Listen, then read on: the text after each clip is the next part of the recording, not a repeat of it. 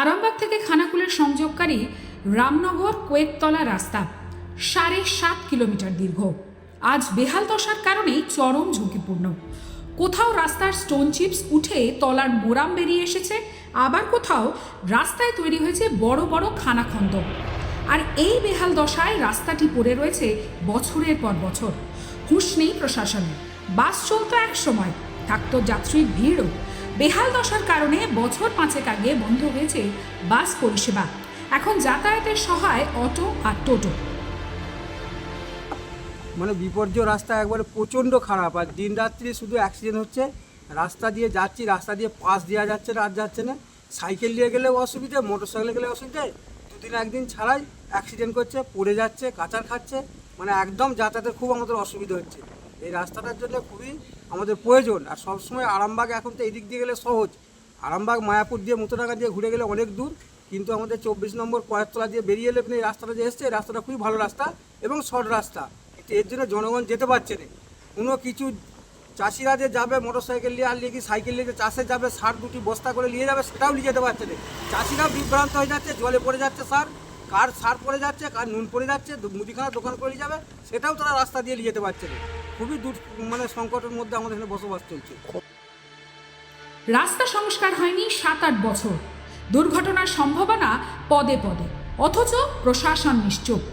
মানুষকে ঝুঁকি নিয়ে চলতে হচ্ছে এই বেহাল রাস্তায়।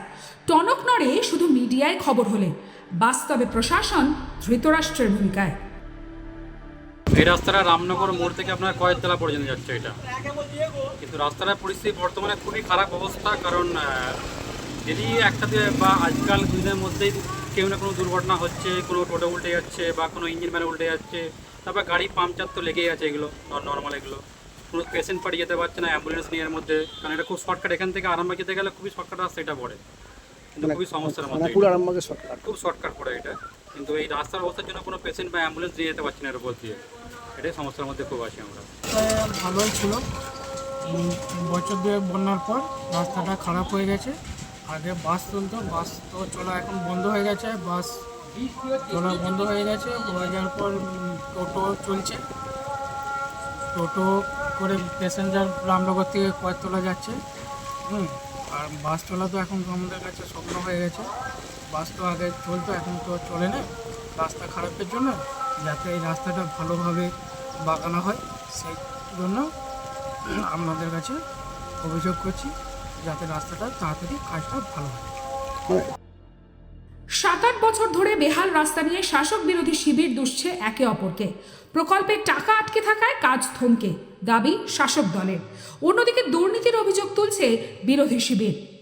সর্বজনশুদ্ধ মমতা ব্যানার্জি যে কোনোভাবে চাইছেন যাতে জনগণ সুস্থভাবে ভালোভাবে রাস্তায় যাতায়াত করতে পারে, যার জন্য উনি একটা পথশ্রী প্রকল্প খুলেছিলেন।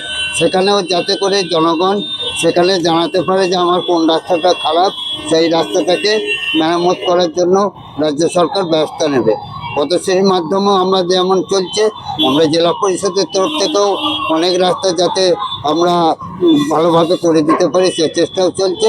আপনারা তো জানেন যে বিভিন্ন প্রকল্পের টাকা কেন্দ্রীয় সরকার বন্ধ করে রেখে দিচ্ছে। তাহলে এবার আমরা তো আমাদের সদিচ্ছা আছে, আমরা জনগণকে একটা সুস্থ পরিবেশে রাখবো, কিন্তু দেখছেন তো কেন্দ্রীয় সরকার কিভাবে মানুষকে হয়রান করছে, কিভাবে বিভিন্নভাবে নাজেহাল করছে, এবং উপরন্তু টাকা পয়সা মানে দিচ্ছে না। এই যে 100 দিনের কাজের টাকা, মানে কোর্ট বলছে 100 দিনের কাজ করাতে হবে, কেন্দ্রীয় সরকার সেখানেও কিন্তু বাধা দিয়ে রেখে দিচ্ছে। দেখুন, রাস্তাটা ৭-৮ বছর ধরে খারাপ রয়েছে। হঠাৎ এদের যে টনক লড়েছে তার জন্য ধন্যবাদ। কারণ পথশ্রী আছে, পথশ্রী 1 আছে, আরো সব শ্রী আছে পথশ্রী দিয়ে। তো এতগুলো শ্রী যখন আছে, তাহলে ৭-৮ বছর ধরে রাস্তাটা হলো না কেন? একসময় বামপন্থীরা মার্কিন সাম্রাজ্যবাদ ধ্বংস হোক আর কেন্দ্রীয় বঞ্চনা বলে গালিগালাজ করত, ঠিক একই রাস্তা ধরেছে তৃণমূল কংগ্রেস, যে কেন্দ্রীয় সরকার টাকা দিচ্ছে না, কেন্দ্রীয় সরকারের টাকা না দেওয়ার জন্য আমরা কোনো উন্নয়ন করতে পারছি না। যারা বলছেন যে আমরা এত বড় বড় রাস্তা তৈরি করছি, আমরা রামনগর কয়েকতলা থেকে রামনগর পর্যন্ত রাস্তা তৈরি করছি, আমরা এই চাপাডাঙ্গা থেকে আরামবাগ পর্যন্ত রাস্তা তৈরি করছি, কোথাও সব মানুষ যাতে রাস্তা মানুষের জন্য দরকার। আরামবাগ 19 নম্বর ওয়ার্ডে আমার বাড়ির সামনে 100 মিটার রাস্তা কবে হবে ওনাকে জিজ্ঞাসা করবেন তো। রাস্তা বেহাল, দুর্ঘটনার সম্ভাবনা যে কোনো সময়, অথচ প্রশাসন নিজের দায়িত্ব পালন করছে না। এই কি প্রশাসনের দায়িত্ব? উত্তরের অপেক্ষায় আরামবাগবাসী। আরামবাগ থেকে পিন্টু লাগার রিপোর্ট, এক্সপ্রেস নিউজ।